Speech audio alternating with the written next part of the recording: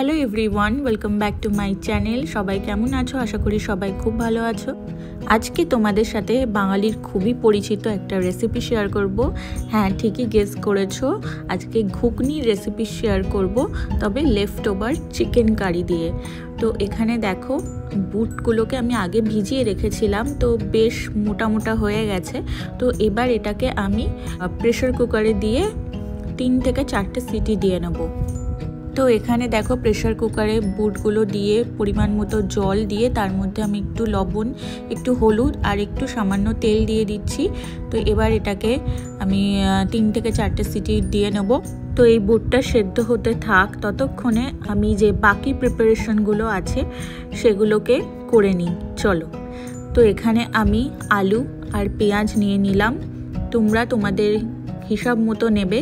আমি এখানে একটাই পেঁয়াজ নিচ্ছি। আর দেখো, 2টো আলু নিয়েছি, একটা টমেটো নিয়েছি আর কিছু লঙ্কা নিয়েছি। লঙ্কাটা একদমই স্বাদ অনুসারে। তো আলুগুলোকে ফার্স্টে কেটে নিচ্ছি। পেঁয়াজের যে খোসাটা আছে সেটাও ছাড়িয়ে নিচ্ছি। আর পেঁয়াজের খোসা ছাড়িয়ে কিন্তু আমি একটু ওয়াশ করে নিই। খোসা ছাড়ানোর আগে ওয়াশ করি না, খোসা ছাড়ানোর পরেই ওয়াশ করি, তাতে পেঁয়াজের ঝাঁঝটাও একটু কমে যায় আর কাটার সময় অতটা চোখ জ্বালা করে না। তো এই যে দেখো, আলুগুলোকে ঠিক আমি এইভাবে কেটে নিচ্ছি। একদম ঘুগনিতে যেরকম আলু দেওয়া হয় সেরকমভাবেই কেটে নিচ্ছি। আর এরপরে পেঁয়াজটাকেও কেটে নেব। পেঁয়াজটাকে একদম ফাইনলি চপ করতে হবে। তোমাদের কাছে যদি চপিং মেশিন থাকে সেটাতেও তোমরা করতে পারো, সেটাতেও খুব ভালো হবে। আর যদি ছুরিতে কাটতে অভ্যস্ত থাকো তাহলে ছুরিতে কাটতে পারো। তো এখানে দেখো, আদাও নিয়ে নিয়েছি আর রসুনটাও নিয়ে নিয়েছি। তো রসুন এতটাই দিচ্ছি যেহেতু আগে একটু চিকেন কারি আছে, তো লেফট ওভার, তো সেটা আমি মিক্সড করব ঘুগনিতে। তো সেটাতেও কিন্তু কিছু মশলা আছে, তো সেই হিসাব করে আমি মশলাটা দিচ্ছি।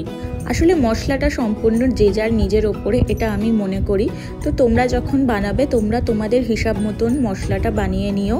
আমার যেরকমটা মনে হয়েছে আমি সেরকমই মশলা বানাচ্ছি। আর তাছাড়া যেহেতু আগে চিকেন কারি করা আছে, তো সেখানেও কিছু মশলা আছে, তো সেই হিসাবে ব্যালেন্স করেই আমি করে নিচ্ছি।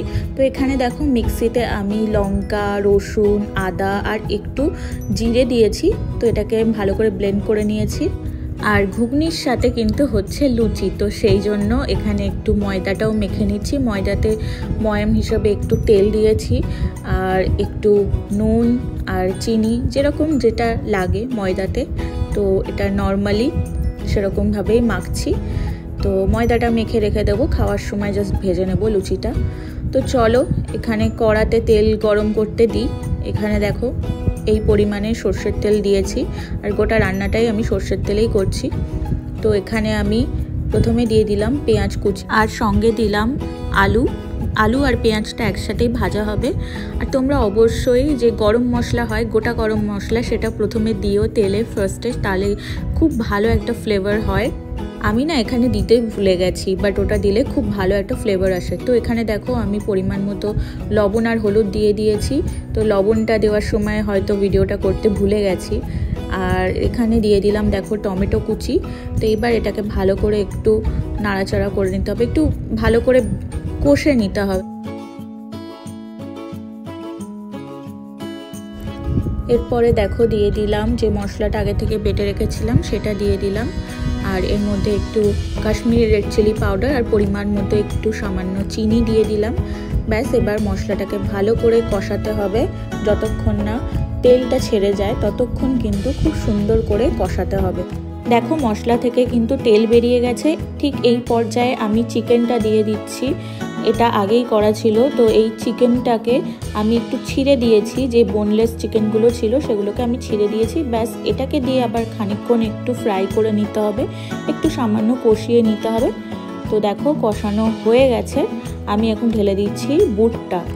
আর হ্যাঁ, আমি একটুখানি অন্য জায়গায় বিজি হয়ে গেছিলাম বলে শুনতে পারিনি বলে বুটটা একটু দেখো বেশি সেদ্ধ হয়ে গেছে। তো তোমরা কিন্তু খেয়াল রেখো, বুটগুলো সেদ্ধ বাট একটু গোটা গোটা থাকলে কিন্তু ভালো লাগে। বাট আমি যে ঘুগনিটা করেছিলাম এটা কিন্তু খুবই টেস্টি হয়েছিল। তো দেখো, একটু ফুটিয়ে নিয়েছি, পরিমাণ মতো লবণ চিনি সবই দিয়ে নিয়েছি আর লাস্টে দিয়ে দিয়েছি একটু গরম মশলা। ব্যাস, ঘুগনি ডান। আর তোমরা ঝোলটা তোমাদের হিসাব মতোই রাখবে। তবে হ্যাঁ, বুটটা যদি একটু গোটা গোটা থাকতো তাহলে আরও ভালো লাগতো খেতে। তো যাই হোক, কি আর করা যাবে। এখানে দেখো আমি লুচিও ভেজে নিচ্ছি আর এখানে খুব সুন্দর করে প্লেটিংও করে দিয়েছি। তোমাদের যদি রেসিপিটা ভালো লেগে থাকে, লেফট ওভার চিকেন কারি যদি থেকে থাকে তো করে ফেলো। এরকম চটজলদি একটা রেসিপি, রাতের ডিনার একদম জমে যাবে।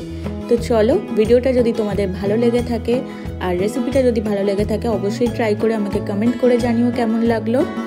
আর এরকম আরও ভালো ভালো ভিডিও পেতে অবশ্যই আমার চ্যানেলটাকে সাবস্ক্রাইব করো, ভিডিওটা একটা লাইক করো, শেয়ার করো। দেখা হচ্ছে নেক্সট ভিডিওতে।